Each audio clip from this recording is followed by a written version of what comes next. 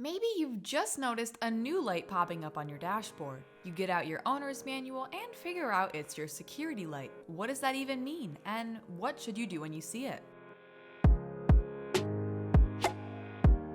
If your car's security light is on, there may be a problem with the anti-theft system. The security light can look different from car to car, but typically it's red or gold and includes a car and a key or lock. Just like your check engine light and other dashboard indicators, the security light will illuminate briefly whenever you turn your car on. This is called a bulb check. It keeps you from missing out on important information due to a burnt-out dash light. But what if the security light stays on beyond that initial check? If the security light is on or flashing when the car is off, but you don't have any trouble starting it, there's no need to worry. That's just your car's way of assuring you that your anti-theft system is working. If the security light stays lit while the engine is running, or it's on and you can't start your car, then you may have a problem with your anti-theft system. There are a few possible causes. Your battery may have failed, which caused your car to lose track of your key. Your smart key may be malfunctioning,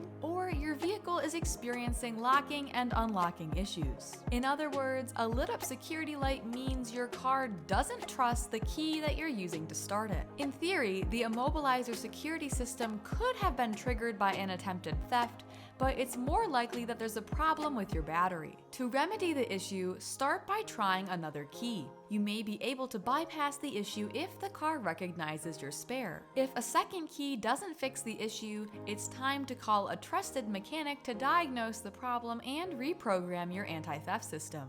For more help troubleshooting car issues and for useful tips to make car ownership a lot happier, hit the subscribe button or go to getjerry.com.